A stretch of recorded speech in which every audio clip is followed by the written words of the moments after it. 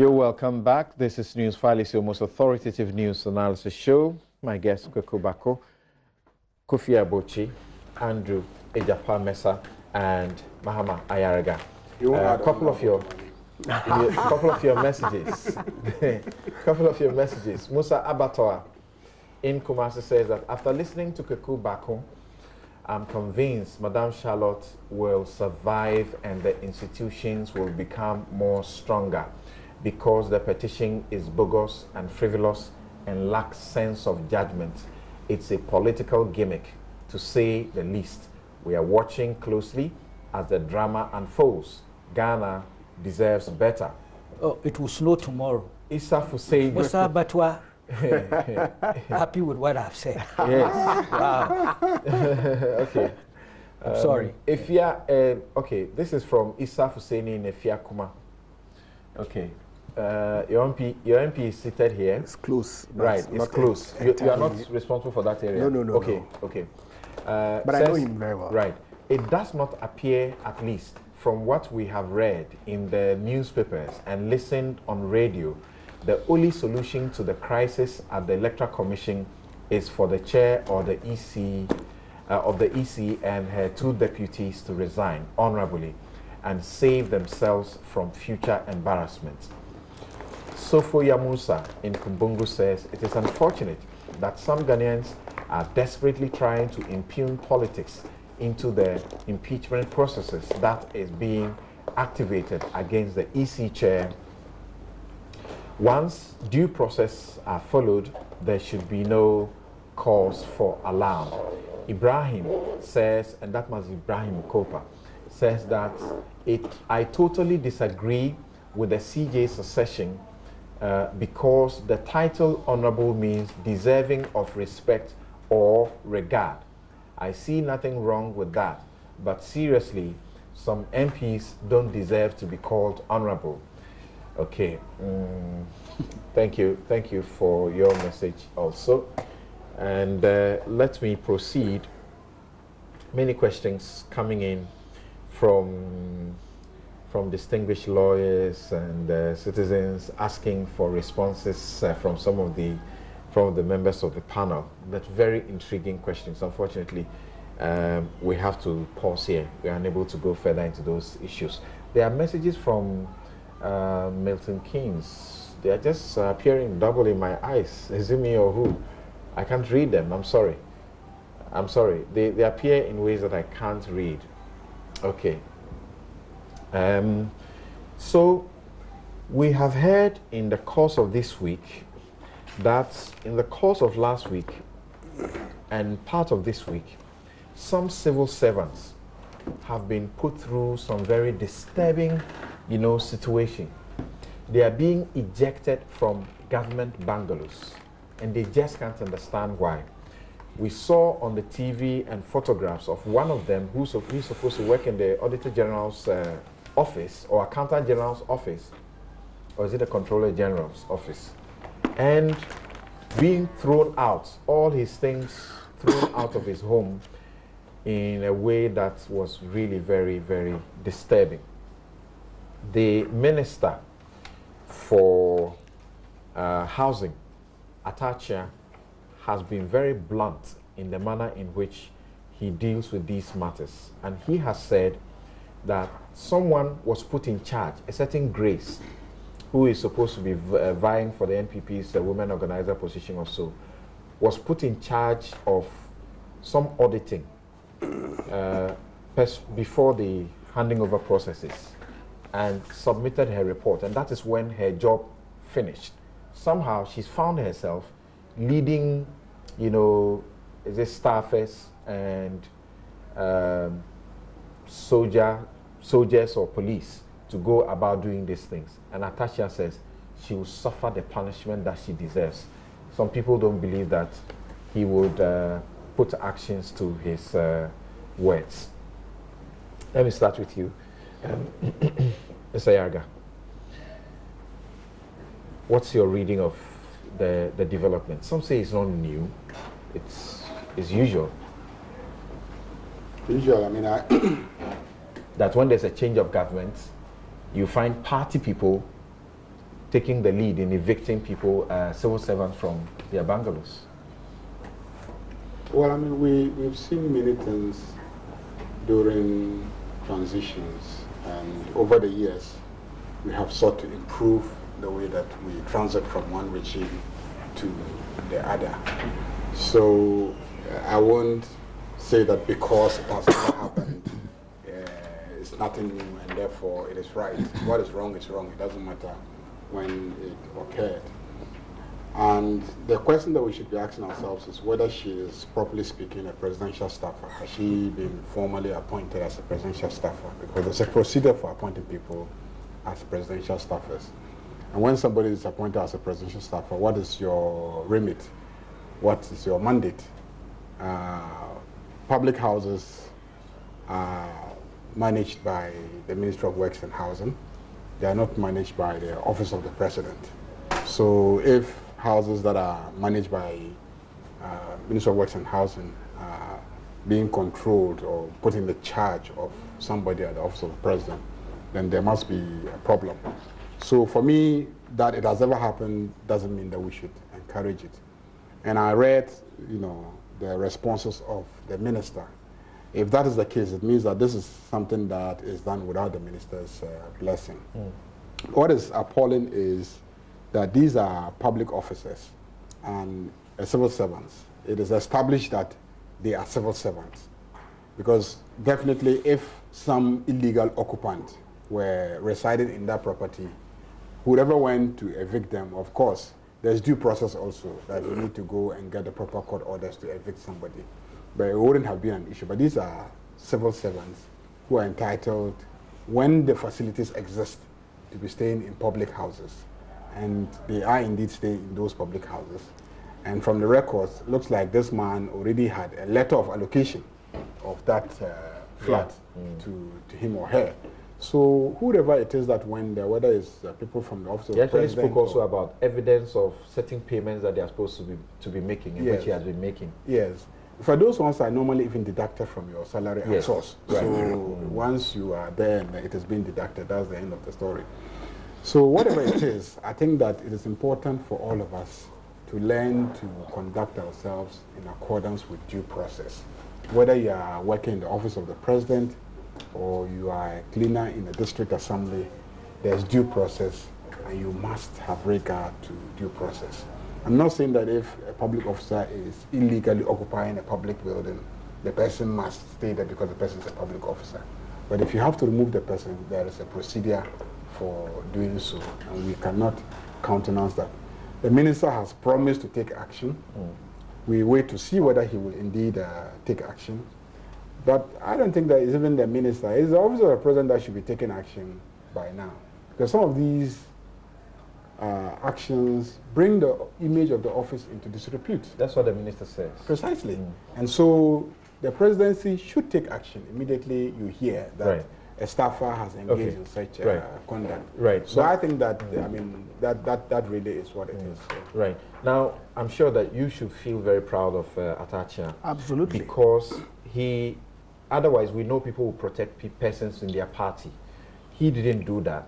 He came forward and confirmed that indeed Grace Achampong works at the office of the Chief of Staff at the presidency. And then he explained that she assisted the Works and Housing Ministry to conduct a bungalow-to-bungalow audit of government accommodation. This was after the party, came into government. And that Grace has never, quote him, Grace has never been given the power to evict anybody. If Grace has done something unlawful, she will be sorted out. And he said he's disgracing the president. Yes, I agree entirely with what my learned senior colleague Atta-Akyea said. I mean, and then again, as to whether she's even a presidential staffer, it's another matter, because I recall that His Excellency the President has made only 2 appointments in that regard. Charles Bisu and Napaga Suleimana. But then again, I mean, there's some confirmation that she works at the presidency, and I don't think that such actions should be countenanced. I mean, we should roundly condemn people who, because of the privilege that they have to be in certain offices, from committing such acts, you know, particularly when you don't have the power to do it. You know, she is not an official of the ministry, as was confirmed by the minister. And so I also expect that, as the minister has indicated, appropriate sanctions will be meted out to her to serve as a clear deterrent to people who may want to do that in the future. I mean, several people have given this government a bad name already. You know, we've had incidents of our party security people doing all sorts of things that are clearly untoward, that we have all roundly condemned. I mean, how this lady engages in this activity, you know, to bring the image of the party and the presidency into further disrepute beats my imagination. I mean, because I expect that, you know, for someone who is being tasked with a responsibility to conduct an audit, would have, which she has finished and submitted. Yes, you know, she probably is, you know, should know better. Right. You know, so I agree entirely with the minister. So, Mr. Bochi, how do you think that the minister will keep his promise in a way that will actually deter others? Because we understand it's been, you know, it's a group that's been going around virtually terrorizing people who live in these bungalows and seeking to evict them and have party people gain access. Well, if she's been appointed and she works within the ministry, then he has direct supervisory control over her. If she doesn't work in the ministry, but from the presidential unit, as the impression has been given, Office of the Chief of Staff. The Office of the Chief of Staff, then he probably doesn't have direct supervisory control over her, but he can obviously exercise ministerial influence at that level to bring some pressure to bear on her to get her to do what she has to do. I think, however, that the minister can also do well to issue a general policy statement or policy document on this. What is the position on government facilities in terms of occupancy, in terms of removal and ejection, among others? A number of these things are partly done haphazardly the way they are because there are no coherent policies on them. And policies are just in the minds and imaginations of people.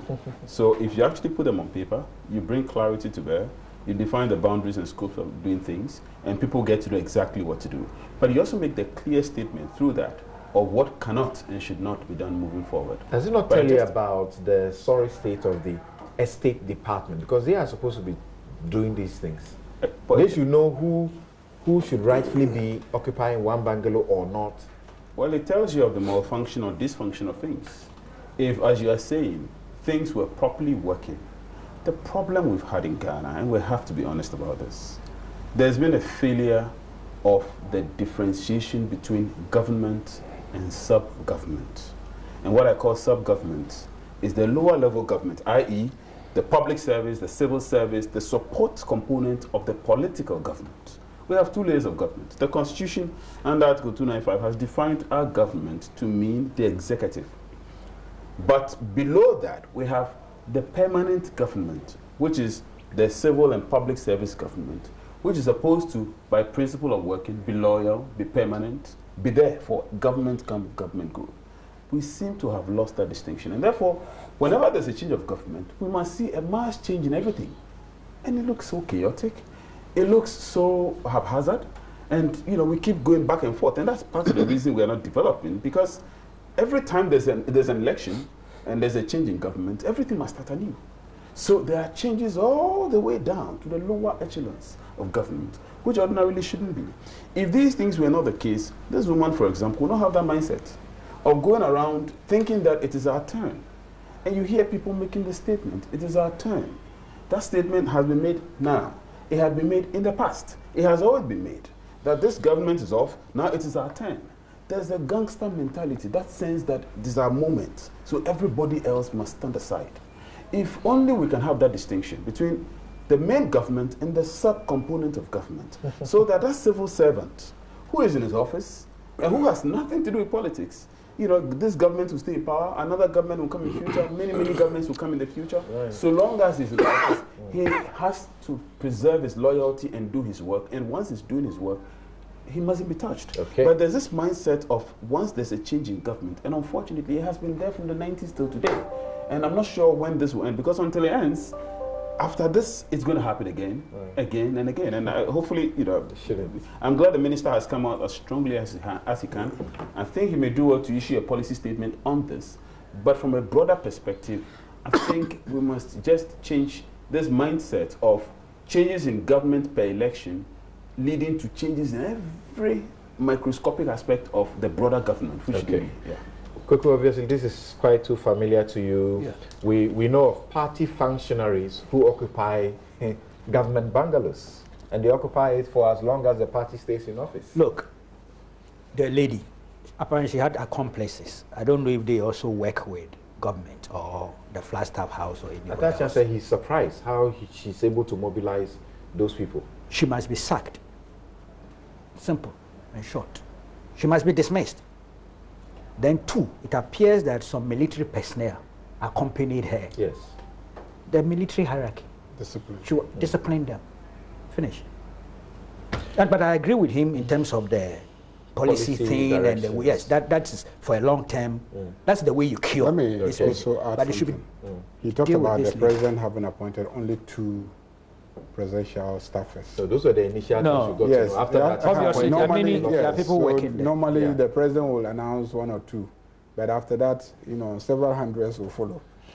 The process is such that normally there should be a report to Parliament of the list of presidential staffers, which so has delayed. It has delayed. The minority leader, Honorable Haruna Idrisu, has raised it to my hearing in the chamber several times, and we still don't have the list of that's a serious omission, to be honest. The template obviously doesn't change. Serious omission. I remember how the NPP in opposition kept asking for the list of people who were working with the president. No, those who come under, there's an article.